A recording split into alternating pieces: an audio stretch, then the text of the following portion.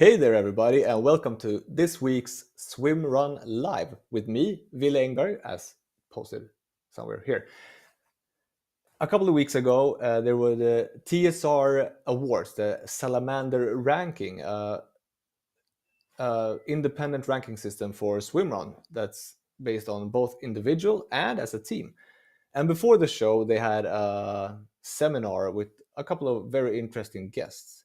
And one of the guests was Lars, race director at Odyssey Swimrun in the US. And he talked about the differences between swimrun racing and swimrun in the US versus Europe and particularly Scandinavia. And it got me thinking, are we who live here in Sweden spoiled with having tons and tons of races that's just outside our doorstep in our backyard? And do we have a set picture of what swimrun is? Because we live here, we live in the nature where the sport originated. Have we just had this fixed idea of this is what swimrun is and nothing else can be swimrun? And I was thinking about, well, couldn't swimrun be more than I'm used to? And so for today's show, I wanted to talk about, is swimrun more than the archipelago? The why, where, and what of swimrun. Training for swimrun in different settings and alternative trainings to swimrun. So first, the why, where, and what of swimrun.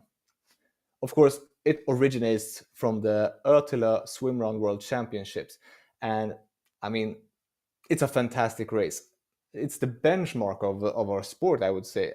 I myself have raced the world champs twice, and it's the most fun you can have in a day if you train for it. And it's just a spectacular race to do.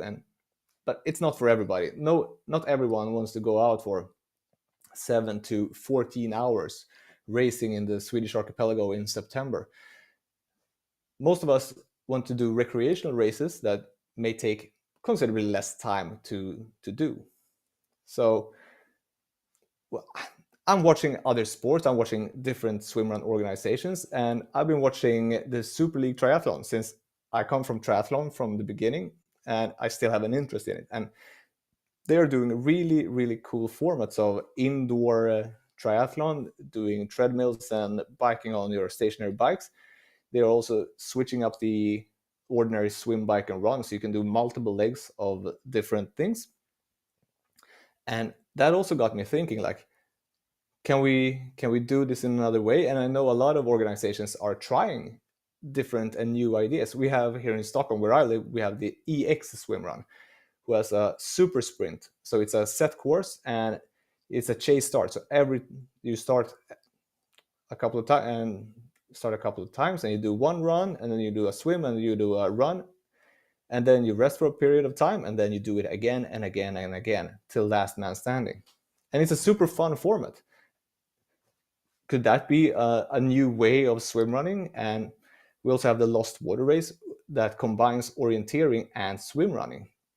So it's not just swim, run, swim, run, swim, run. You also have to check your map and position yourself and do your own course, so to say. So I mean, it's super fun and interesting stuff happening. And the idea of trying new things got to me. So I was thinking, like, the Super League, the arena games, could you do that in swimrun? Could you do an indoor swimrun? I say yes. I would say do your treadmill and your pool swimming, and instead of doing the distance of a swimrun, do set times. That way you can train with lots of people and you're all doing the same workout, but at your individual speed. Well, another way of training for swimrun, if you're living like me in the city, of course, I can go outside the city into the woods, but it's not always that I have the time to do it, is to do a regular run session, but instead of swimming, you can incorporate strength training that are swim-like. And for that, I would like to show you a video I did of dry land strength training for swimming. So we look at the video and I'll talk to you more later. So the first exercise is a single arm swim. So just like in the pool, we're doing one arm at a time and focusing on great technique. And we do it 30 seconds per arm times 3. Important to think about is, just like in swimming, keeping your fingers beneath your wrist beneath your elbow, and your elbow beneath your shoulder.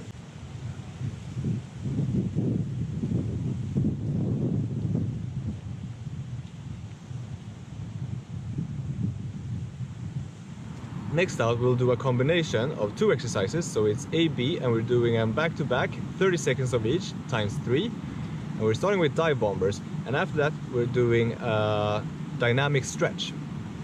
So first off, dive bombers.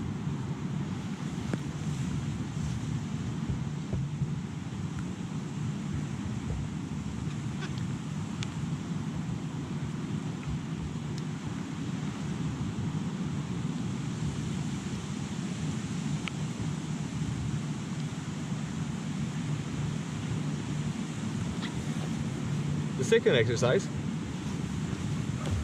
we're starting seated. Reach for our toes, stretching the backside.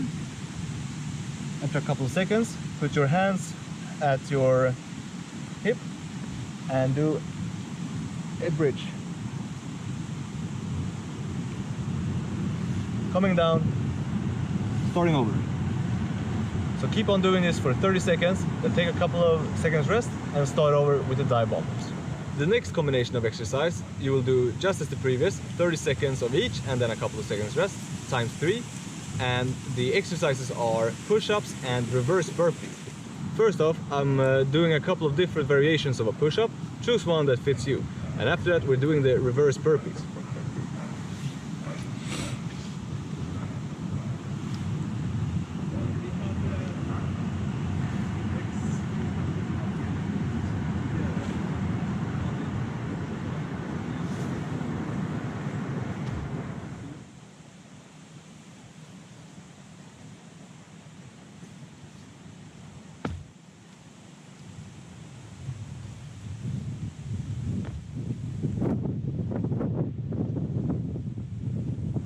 When we are swimming, our rotation should be instigated from the hip, not from our shoulder.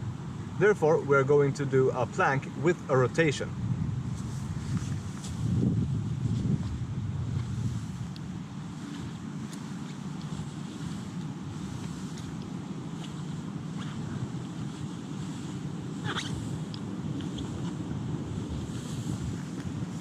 So do this plank for 30 seconds to 45 seconds, times 3.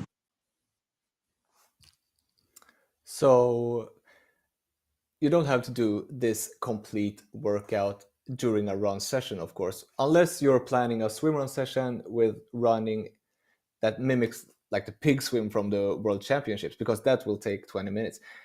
Not the pig swim, the workout.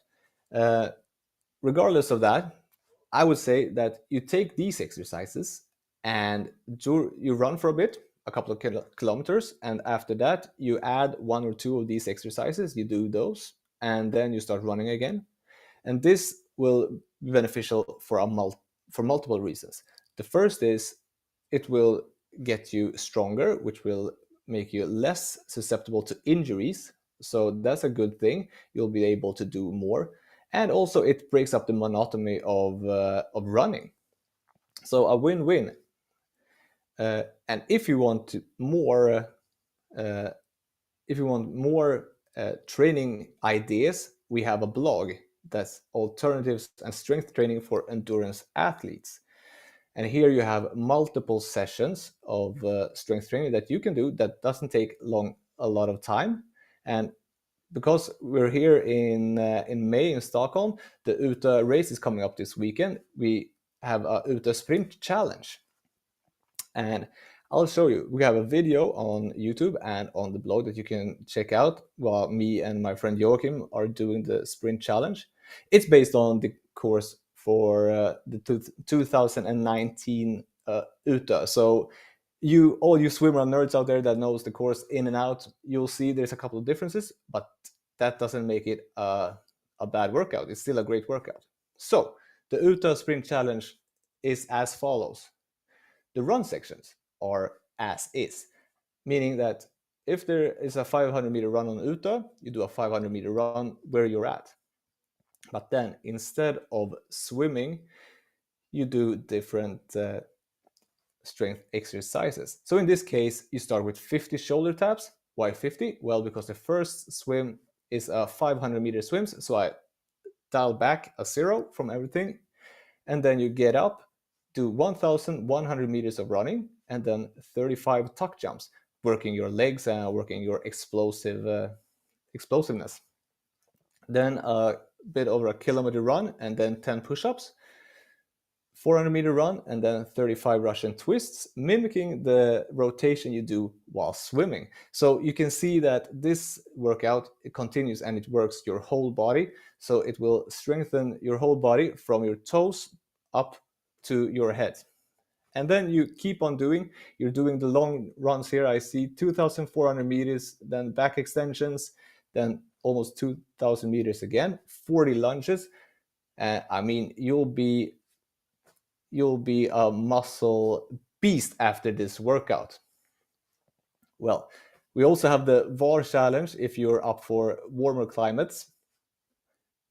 And more than that, so as you can see there, we're in our hats and jackets, so it wasn't a warm day when we were doing it, but it warms your heart, and it gets you warm doing this whole workout. And as you can see, there's a lot of upper body exercises in there. So try it out. So the last thing that I wanted to ask you guys is, what are your best alternative trainings to swimrun? Because we all know swimrun is great, but we can't do it every day. Or at least I can't, because I have a day job.